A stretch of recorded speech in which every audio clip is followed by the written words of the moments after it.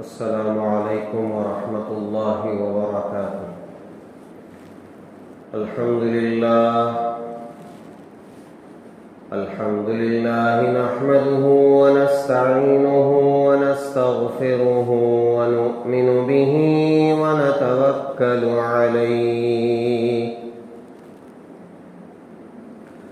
ونعوذ باللہ من شرور أنفسنا ومن سيئات أعمالنا ونعوذ بالله من شرور أنفسنا ومن سيئات أعمالنا من يهده الله فلا مضل له ومن يضلله فلا هادي له ونشهد أن لا إله إلا الله وحده لا شريك له ونشهد أن سيدنا ونبينا ومولانا محمدا عبده ورسوله الذي أرسل بالحق بشيرا ونذيرا وداعيا إلى الله بإذنه وسراجا منيرا أما بعد فقد قال الله تبارك وتعالى في القرآن المجيد أعوذ بالله من الشيطان الرجيم بسم الله الرحمن الرحيم ألف لام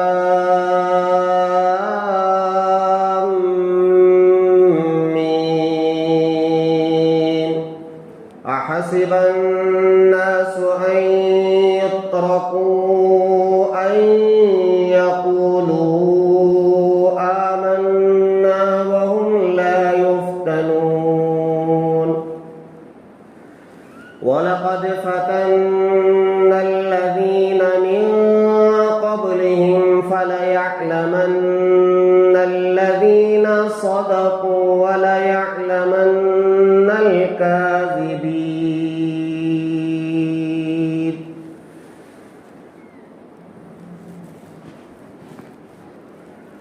آمنت بالله صدق الله العظيم وصدق رسوله النبي الكريم ونحن على ذلك لمن الشاهدين والشاكرين والحمد لله رب العالمين۔ بزرگان محترم، اللہ تبارک و تعالی کی ایک سنت ہے، ایک عادت ہے، وہ یہ ہے جب کوئی نعمت عطا کرنا ہوتا ہے کسی بھی بندے کو یا کسی بھی بندی کو، کوئی انعام، کوئی تحفہ، کوئی نعمت عطا کرنا چاہتے ہیں تو اس نعمت کے عطا کرنے سے پہلے اس بندے کو اللہ تعالیٰ آزماتے ہیں یا اس بندی کو آزماتے ہیں۔ یہ اللہ تعالیٰ کی سنت ہے، یہ اللہ تعالیٰ کی عادت ہے۔ جو آیت میں نے اس وقت تلاوت کی ہے، اس میں دو ٹوک انداز میں اللہ رب العزت نے اسی بات کو فرمایا ہے۔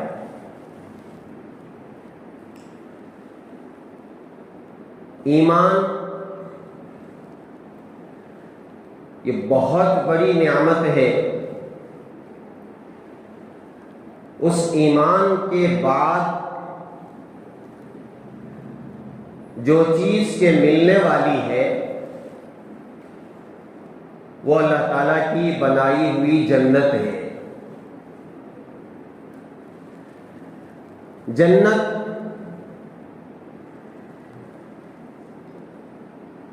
یہ وہ باغ ہے، یہ ایسا ٹھکانہ ہے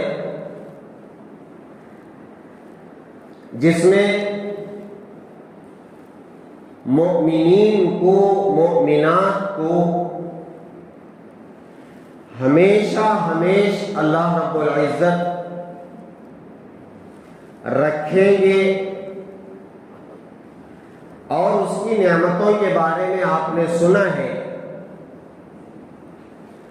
نہ کسی نے، کسی آنکھ نے دیکھا ہے، نہ کسی کان نے سنا ہے، نہ کسی زبان نے ان نعمتوں کا تذکرہ کیا ہے، بلکہ کسی کے دل و دماغ میں بھی ایسی نعمتوں کا تذکرہ نہیں آیا ہے۔ جب اللہ تعالیٰ ایسی نعمت دینا چاہتے ہیں جو اصل کامیابی ہے، جس کے بعد کوئی غم نہیں، جس کے بعد کوئی بیماری نہیں، جس کے بعد کوئی بڑھاپا نہیں، جس کے بعد موت نہیں،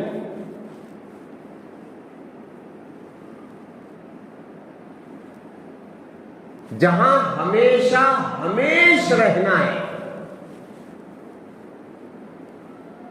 شاید علامہ غزالی رحمۃ اللہ علیہ نے ایک مثال دے کر یوں فرمایا، عام طور پر تبلیغی حضرات اس کو بیان کرتے ہیں کہ آخرت کی زندگی کتنی زندگی ہے، کبھی ختم نہ ہونے والی زندگی۔ اس کا ایک اندازہ آپ لگا سکتے ہیں، آسمان و زمین کے درمیان جتنی خالی جگہ ہے، خلا جسے کہتے ہیں، اسپیس، اس پوری جگہ کو رائی کے دانوں سے یا راگی کے دانوں سے بھر دیا جائے۔ آپ ذرا ذہن میں لائیں، آسمان و زمین کے درمیان جتنی خالی جگہ ہے، جتنا اسپیس ہے، اسے رائی کے دانوں سے بھر دیا جائے اور ایک چڑیا کو چھوڑا جائے جو 1000 سال میں ایک دانے کو کھائے۔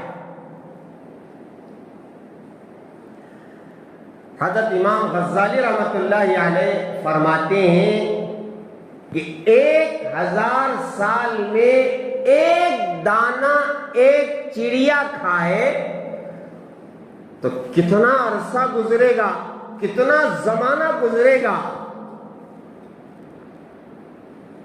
حضرت امام غزالی رحمۃ اللہ علیہ فرماتے ہیں ایک دن آئے گا کہ وہ رائی کے دانے ختم ہو جائیں گے، لیکن آخرت کی زندگی ختم ہونے والی نہیں ہے۔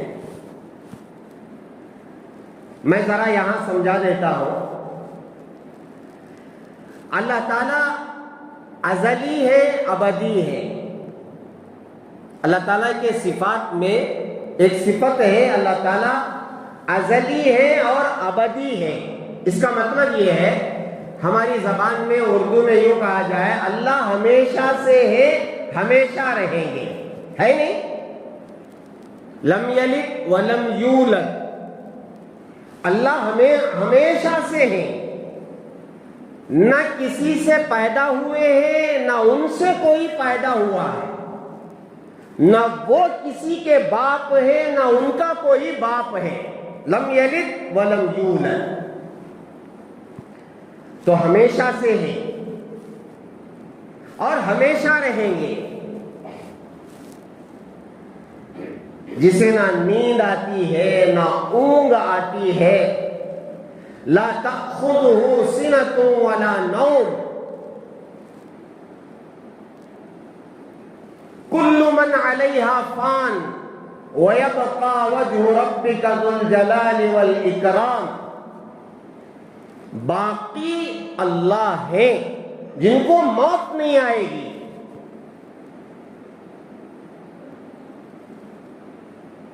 انسان ازلی تو نہیں ہے لیکن ابدی ہے۔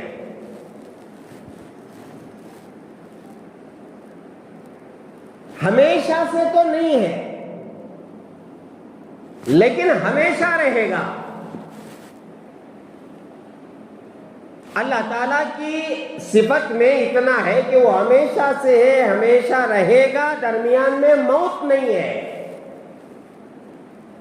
اللہ تعالیٰ کے لیے موت نہیں ہے، مرنا نہیں ہے، فنا نہیں ہے۔ لیکن اللہ تعالیٰ نے جو حضرت انسان کو بنایا ہے یہ ہمیشہ سے تو نہیں ہے، کہیں سے اس کی ابتدا ہے۔ میری عمر 50 سال ہے تو 51 سال 51 ایئرز پہلے بیفور میرا کوئی وجود نہیں تھا، عبید اللہ نام بالکل نہیں تھا، میری ہڈیاں نہیں تھی، میرا گوشت نہیں تھا، میرا وجود نہیں تھا، میرا چہرہ بنا نہیں تھا، میری آنکھیں کیسی ہیں، مجھے کیسے سنائی دیتا ہے، میری آواز کیسی ہے، میری زبان میں کیا صلاحیت ہے، کچھ نہیں تھا، کچھ نہیں تھا۔ تو ہمیشہ سے تو انسان نہیں ہے، لیکن جب ایک موت کا جھٹکا لگتا ہے اور موت آ جاتی ہے اور دوبارہ اللہ تعالیٰ زندہ کر دیتے ہیں تو اس کے بعد جو زندگی ہے وہ ہمیشہ ہمیشہ کی زندگی ہے۔ کبھی بیٹھ کر کے سوچیں اسے، کبھی تنہائی میں بیٹھ کر کے سوچیں، کبھی ختم نہیں ہوں گے ہم۔ اور وہ جگہ کہاں ہے؟ یا تو جنت ہے یا تو جہنم ہے، اور ایمان والوں کے لیے اللہ تعالیٰ جنت میں بھیجنا چاہتے ہیں، اتنی بڑی نعمت۔ فَمَنْ زُحْزِحَ عَنِ النَّارِ وَأُدْخِلَ الْجَنَّةَ فَقَدْ فَازَ۔ اللہ اکبر۔ جس کو جہنم سے بچا لیا گیا اور جنت میں داخل کر دیا گیا، یہ بہت بڑی کامیابی ہے۔ جب اتنی بڑی نعمت جنت کی اللہ ہمیں دینا چاہتے ہیں، ایمان والوں کو دینا چاہتے ہیں، تو پھر کیا ہوگا؟ احسب الناس ان يتركوا ان يقولوا آمنا وهم لا يفتنون۔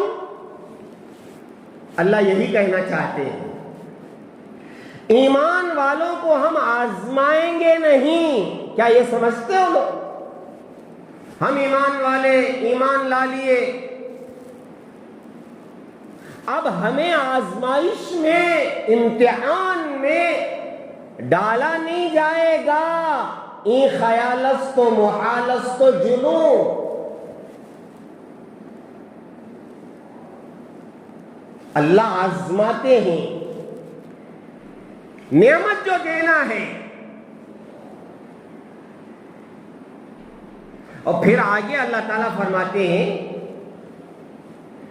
جو لوگ گزرے ہیں ان کو ہم نے آزمایا ہے۔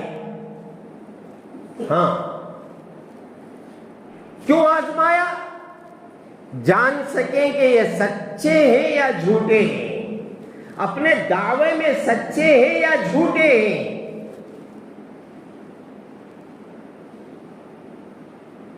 آپ اس کو سمجھیں،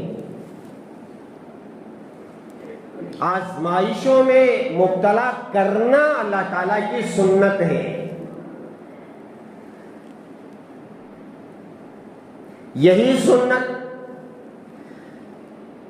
جب اللہ تعالیٰ میرا اور آپ کے آقا تاجدار مدینہ احمد مجتبی محمد مصطفیٰ حضرت رسول اللہ صلی اللہ علیہ وسلم کی نعمت عظمیٰ ہمیں دینا چاہا.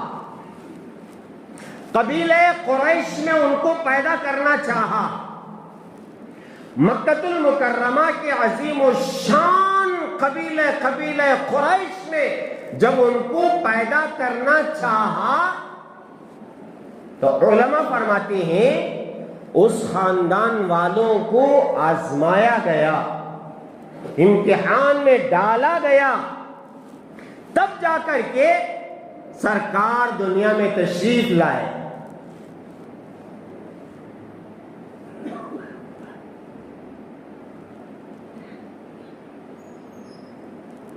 حضرات انبیاء علیہ السلام کی زندگیاں بھی آپ دیکھیں. حضرت ابراہیم علیہ السلام کو جب لوگوں کا مقتدا امام بنانا تھا تو اللہ تعالیٰ نے آزمایا. وَإِذِ ابْتَلَىٰ إِبْرَاهِيمَ رَبُّهُ بِكَلِمَاتٍ فَأَتَمَّهُنَّ. کئی آزمائشوں میں مبتلا کیا، کئی امتحانات.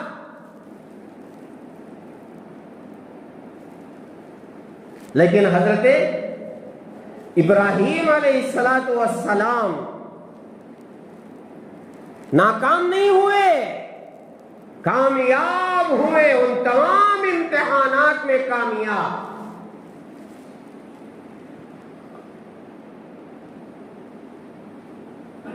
تب جا کر کے اللہ تعالیٰ نے انہیں امام بنایا لوگوں کے لیے. للناس اماما. ہاں، سرکار دنیا میں تشریف لانے والے ہیں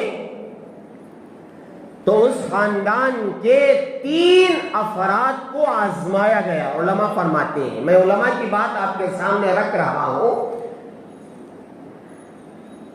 کہ سرکار دنیا میں آنے سے پہلے، اس لیے کہ سرکار کی نعمت عظمیٰ، اس سے بڑی نعمت نہیں ہے جس نعمت پر اللہ نے احسان جتلایا ہے.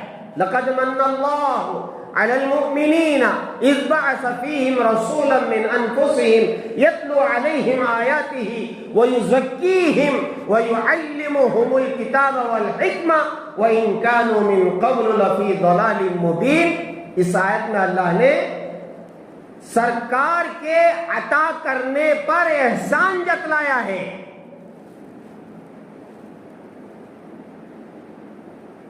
تو اتنی بڑی نعمت جب عطا کرنے والے ہیں تو کسے کسے آزمایا؟ فرماتے ہیں سب سے پہلے آپ کے دادا، جن کا نام نامی اسم گرامی جو اصل ہے وہ شیبہ ہے.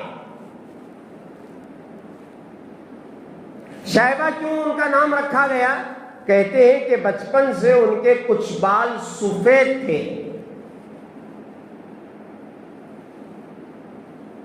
جو آج کل نوجوانوں میں ایک فیشن کی بیماری ہے، بالوں کو سفید کرانا، بالوں کو کلر کرانا ہے نہیں. اب مسئلہ یہ ہے کہ کلر کرانے کے بعد نماز نہیں ہوتی ہے، اس کی کوئی فکر نہیں. ان کو غسل نہیں ہوتا ہے، اس کی کوئی فکر نہیں. بال جب کلر کرا لیتے ہیں تو بالوں میں پانی نہیں پہنچتا ہے. جب پانی نہیں پہنچتا ہے تو غسل نہیں ہوتا ہے. جب غسل نہیں ہوتا ہے تو نماز نہیں ہوتی ہے. اتنا بڑا مسئلہ ہے یہ. لیکن ہمارے نوجوانوں کو کیا ہے، نہ نماز سے کچھ لینا دینا، کچھ نہ وضو سے کچھ لینا دینا، نہ غسل سے کچھ لینا دینا. لا حول ولا قوت الا باللہ. ناپاک گھومتے رہتے ہیں. ناپاکی کی حالت میں گھومنا پھرنا یہ ایسا ہے جیسے بیل کے سامنے کھڑے ہو کر کے کہنا آ بیل مجھے مار. کیا مطلب؟ شیاطین کا حملہ ناپاکی کی حالت میں بہت جلد ہوتا ہے، جنات کا حملہ ناپاکی کی حالت میں بہت جلد ہوتا ہے، بد نظری کا حملہ بہت جلد ناپاکی کی حالت میں ہوتا ہے، حسد کا حملہ بہت جلد ناپاکی کی حالت میں ہوتا ہے، جادو کا حملہ بہت جلد ناپاکی کی حالت میں ہوتا ہے۔ ہم گھوم رہے ہوتے ہیں، غسل فرض ہو گیا ہے، جناب کیا ہے، باہر نکلے ہوئے ہیں، بازاروں میں جا کر کے گھوم پھر کر کے سامان لا رہے ہیں، لا حول ولا قوت الا باللہ۔ شیاطین و جنات و جادو و نظر بد و حسد اس سے اگر متاثر نہیں ہوں گے تو کیا ہوں گے؟ پریشانیاں نہیں آئیں گی تو اور کیا آئیں گی؟ گھر سے نکلنے سے پہلے غسل کر کے اپنے آپ کو پاک و صاف کرو، پھر نکلو گھر سے باہر۔ اسی لیے سرکار دو عالم صلی اللہ علیہ وسلم کی عادت شریفہ تھی کہ جب آپ پر غسل فرض ہو جاتا تھا تو آپ فوراً یا تو غسل کر لیتے تھے یا پھر وضو کر لیتے تھے، دونوں چیزیں، مگر بغیر غسل کے آپ باہر آئے ہو یہ ثابت نہیں ہے۔ ناپاکی کی حالت میں نعوذ باللہ ثم نعوذ باللہ آپ بازاروں میں گھوم رہے ہو نا،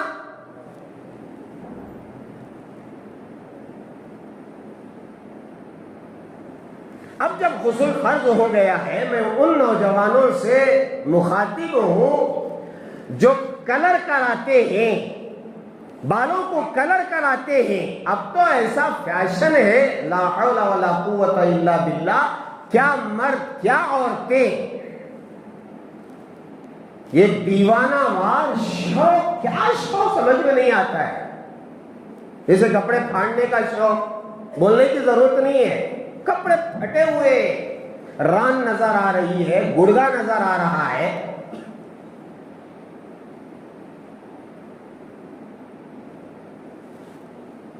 پڑھے لکھے لوگ ہیں، نیو ایجوکیشن، نئی پڑھائی، نیو جنریشن، لا حول ولا قوت الا باللہ۔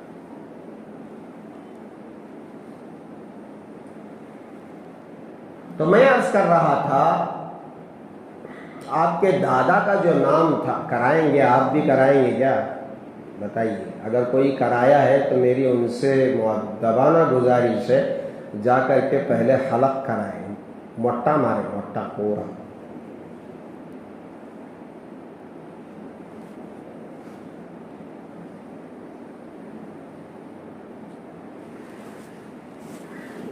جن کا نام کیا تھا؟ شیبہ، آپ کے دادا کا اصل نام۔ وجہ کیا تھی؟ بال میں کچھ سفیدی آ گئی تھی، جس کی وجہ سے ان کو شیبہ کہا جاتا تھا، سفید بال والے۔ ان کی آزمائش دیکھو، شیبہ جو آپ کے دادا ہیں، ان کے والد کا انتقال ہو جاتا ہے مکہ المکرمہ میں۔ ان کی والدہ کیا کرتی ہیں؟ بچے کو لے کر کے اپنے ماں کے یہاں چلی جاتی ہیں، مدینۃ المنورہ، جو اس وقت یثرب نام تھا۔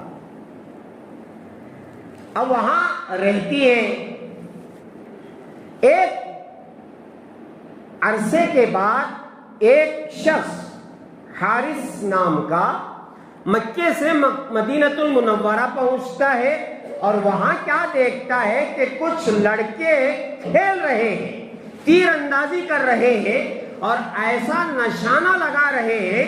ان میں سے ایک لڑکے کو انہوں نے دیکھا کہ بڑا خوبصورت لڑکا، وہ جو تیر اندازی کرتا ہے، نشانہ لگاتا ہے، اس کا نشانہ ایسا پکا کہ نشانہ لگتا ہے برابر۔ اور جب نشانہ لگتا ہے تو وہ لڑکا اشعار کہتا ہے. کیا اشعار کہتا ہے؟ میں مکے کا رہنے والا ہوں, میں قریش خاندان سے ہوں.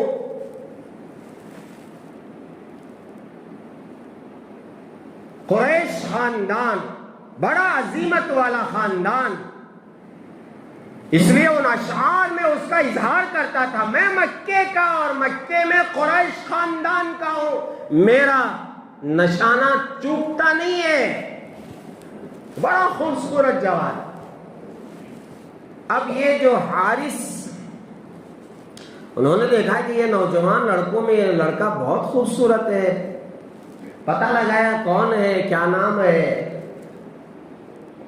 تو بتایا گیا کہ یہ قبیلہ قریش کا ہے, مکے کا ہے, مگر اس کے والد کا انتقال ہو گیا ہے, جس کی وجہ سے ان کی والدہ مکے سے مدینہ آ گئی ہے. بڑے حالات ہیں یہاں, بڑی تنگی ہے, ان حالات میں یہ لڑکا یہاں پل رہا ہے. اب وہ حارث گئے, جا کر کے مکے میں جو ان کے بھائی تھے, ان کے چچا شیبہ کے جو بھائی لوگ تھے, ان سے جا کر کے چچا, شیبہ کے چچا,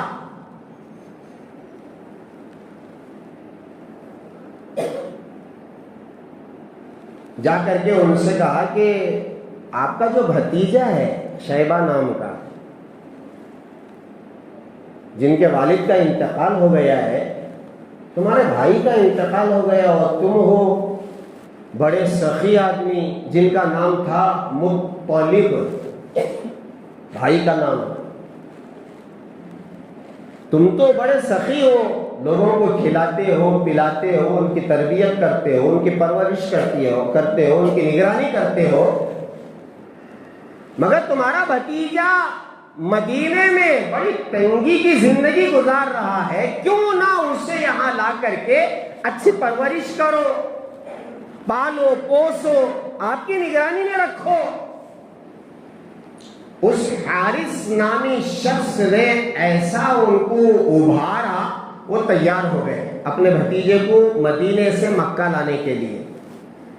جب مدینہ گئے اور جا کر کے ان کی والدہ سے بات چیت کی اور پھر ان کے خاندان سے بات چیت کی ان کے چچا نے, کہ دیکھو میرے بھتیجے کو میں یہاں سے لے کے جاتا ہوں اور میری نگرانی میں رکھتا ہوں. خاندان والے مان لیے اور والدہ بھی مان گئی, چلو ٹھیک ہے. جب ان کو لے کر کے آ رہے تھے تو جس اونٹ یا جس سواری پر بھی وہ بٹھا کر کے لا رہے تھے, تو شیبہ کو سامنے بٹھا کر کے لا رہے تھے اور پیچھے مطلب بیٹھ کر کے مکے میں داخل ہو رہے تھے. تو کسی نے دیکھا کہ یہ مطلب ہیں اور شاید انہوں نے اپنے لیے کوئی غلام خریدا ہے اور اسے سامنے بٹھا کر کے لا رہے ہیں. لوگوں نے کہنا شروع کیا کہ یہ عبد المطلب ہے, یہ مطلب کا غلام ہے. اب وہ نام ایسے مشہور ہو گیا, لوگ کہنا شروع کر دیا کہ عبد المطلب, حالانکہ نام تھا شیبہ, اصل نام بھول گئے لوگ. عبد المطلب سے آج بھی لوگ کتابوں میں سوال کرتے ہیں آپ کے دادا کا نام کیا ہے, تو ہم جانتے ہیں کہ عبد المطلب ہے نہیں, آپ کے دادا کا نام عبد المطلب, محمد بن عبداللہ بن عبد المطلب. آپ کا نسب نامہ جب پڑھا جاتا ہے تو وہاں شیبہ نہیں پڑھتے, وہاں عبد المطلب ہی پڑھتے.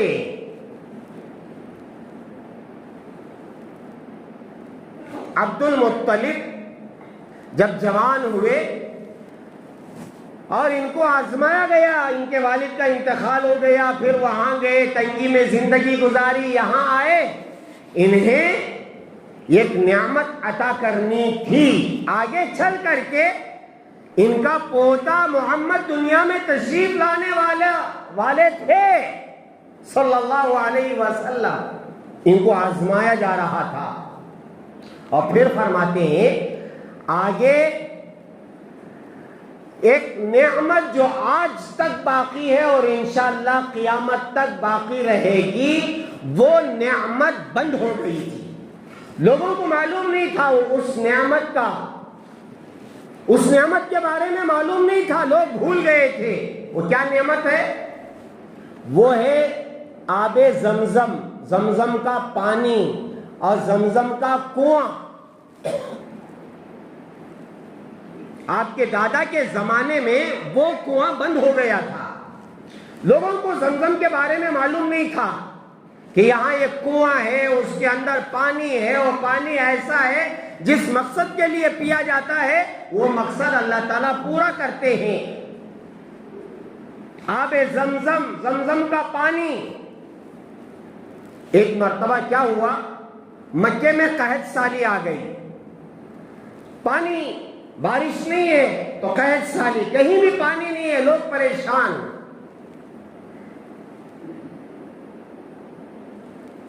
پانی نہ ہونا یہ بڑی پریشانی ہے نا. ابھی ایک واٹس ایپ پر ایک میسج چل رہا ہے 4-5 دن سے کہ بنگلور شہر میں 15، 16، 17 3 دن کاویری کا پانی نہیں آئے گا. ابھی سے لوگ چوکنا ہو گئے، پانی نہیں آتا کہتے 15 تاریخ، 16 تاریخ، 17 تاریخ. پورے واٹس ایپ میں گھوم رہا ہے وہ میسج. پانی کی ضرورت ہے. تو قحط سالی کا زمانہ، اس وقت عبد المطلب کے خواب میں یہ بتایا گیا کہ ایک جگہ ہے وہاں کھودو.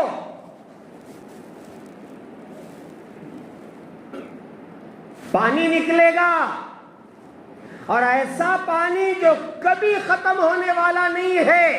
اچھا کہاں کھودوں؟ بتایا گیا جب تم صبح اٹھو گے تو ایک کنواں، ایک کوا ایک جگہ پر بیٹھا ہوا کچھ ٹھونگ مار رہا ہوگا، وہ نشانی ہے کہ یہاں آپ کو کھودنا ہے. کوے سے اللہ نے بڑے کام لیے. آدم علیہ السلام کے زمانے میں جب قابیل نے حابیل کو قتل کر دیا نا، کیا کرنا ابھی سے، وہ بڑا قصہ ہے نا، آپ کو معلوم ہے، قرآن میں بتایا گیا کہ کوے نے ایک کوے کو مارا، اور پھر اس کے بعد معلوم نہیں تھا تدفین کا جو مسئلہ ہے، معلوم نہیں تھا انہیں دفن کرنا چاہیے. یہ کوے نے ایک کوے کو مار دیا اور پھر کھینچ کر کے لے گیا اور زمین میں تھوڑا سا گڑھا بنا کر کے اس میں ڈال کر کے اس کے اوپر مٹی ڈال. تو قابل کو سمجھ میں اچھا اسے زمین میں دفن کرنا چاہیے.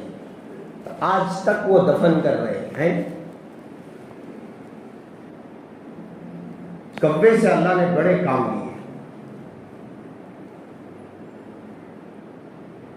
کوے کے فضائل اگر شروع کریں گے تو پھر گیا ہے. اٹھے عبد المطلب، اچھا کہاں کھودنا ہے؟ دیکھا کہ ایک کوا بیٹھا ہوا ہے، اچھا یہاں کھودنا ہے. تو خود اکیلے تنہا وہاں کنواں کھودتے ہیں. اکیلے کتنا کھودیں گے؟ اس وقت انہوں نے ایک نظر مانی. منت جسے کہتے ہیں، آج بھی لوگ منت مانتے ہیں.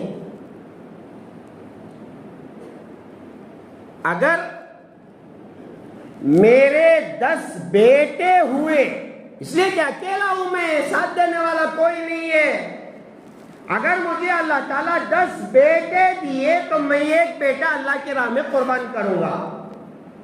یہ انہوں نے نظر مانی تھی. اس نظر کو آپ یاد رکھیں آئندہ جمعہ تک.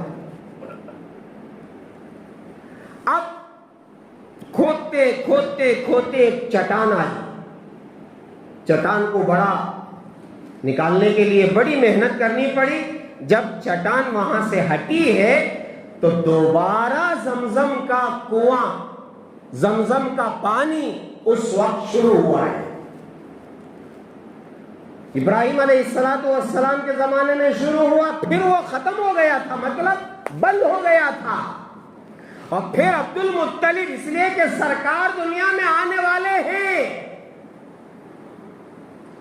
زمزم دوبارہ دنیا میں پہنچنا ہے، سرکار کا سینہ مبارک شق کر کے آپ کے دل مبارک کو زمزم کے پانی سے دھونا ہے، تو پہلے سے زمزم کے پانی کا انتظام کرنا ہے۔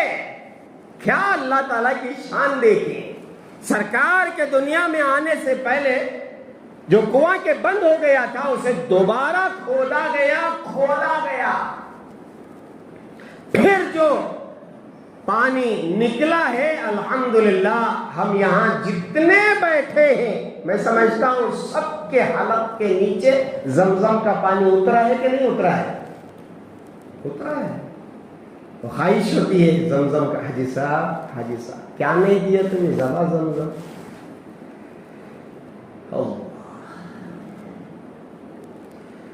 علماء فرماتے ہیں عبد المطلب اس کے بعد مستقل طور پر کعبۃ اللہ کے متولی بن گئے، ذمہ دار بن گئے۔ اللہ نے انہیں متولی بنانا تھا کعبۃ اللہ کا، کعبۃ اللہ کی ذمہ داری دینی تھی، اور پھر اس کے بعد آپ کے خاندان میں سرکار کو بھیجنا تھا، اس لیے اللہ تعالیٰ نے عبد المطلب کو آزمایا، یتیم بنایا، اور پھر مشکلات کے ساتھ ان کی زندگی گزری، تب جا کر کے ان کے خاندان میں میرے اور آپ کے آقا تاجدار مدینہ احمد مجتبی محمد مصطفیٰ حضرت رسول اللہ صلی اللہ علیہ وسلم کو اللہ تعالیٰ نے مبعوث فرمایا۔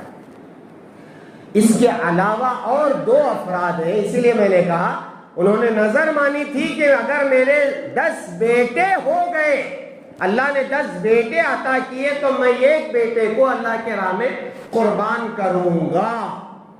انشاءاللہ زندگی باقی رہی تو بات باقی آئندہ جمعہ عرض کروں گا کہ اور کن افراد کو آزمایا گیا سرکار کے دنیا میں لانے سے پہلے، اور پھر آج بھی اللہ کی سنت یہی ہے کہ اگر کوئی چیز عطا کرنی ہوتی ہے تو اللہ تعالیٰ ذرا ٹھونک مار کر کے دیکھتے ہیں۔ کلنگڑا خریدنا ہے تو کیا کرتا ہے آدمی؟ ذرا مار کر کے دیکھتا ہے کلنگڑا پکو ہے کہ کچا ہے کہ ہے، وہ ہے آزمائش، وہ ہے جانچنا پرکھنا۔ پھر اللہ تعالیٰ جیسا کہ فرمایا ایک مشکل آتی ہے تو اللہ تعالیٰ 2 آسانیاں عطا کرتے ہیں، فَإِنَّ مَعَ الْعُسْرِ يُسْرًا إِنَّ مَعَ الْعُسْرِ يُسْرًا۔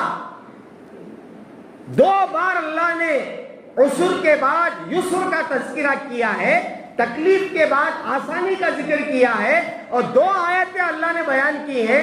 علماء فرماتی ہیں اس کا مطلب یہ ہے کہ ایک پریشانی آتی ہے تو 2 آسانیاں آتی ہیں۔ اللہ کرے کہ یہ بات ہماری سمجھ میں آ جائے۔ اللہ تعالیٰ سے ہمیں ہمیشہ عافیت مانگنا ہے، عافیت مانگنا ہے، عافیت مانگنا ہے۔ اللہ تعالیٰ ہمیں عافیت والی زندگی عطا فرمائے۔ جب کوئی اللہ تعالیٰ تکلیف دیتے ہیں یا پریشانی میں مبتلا کر دیتے ہیں، اللہ تعالیٰ سے عافیت کے ساتھ اسے دور ہونے کے لیے دعا کرنا ہے، اور پھر یہ یقین کرنا ہے کہ انشاءاللہ اس کے بعد ضرور میرے ساتھ اللہ تعالیٰ خیر کا معاملہ کریں گے اور نعمت کا معاملہ کریں گے۔ اس دعوت کے ساتھ میں آپ سے گزارش کروں گا کہ یہی دعا کرتے رہیں کہ اللہ ہمیں عافیت والی زندگی عطا فرمائے۔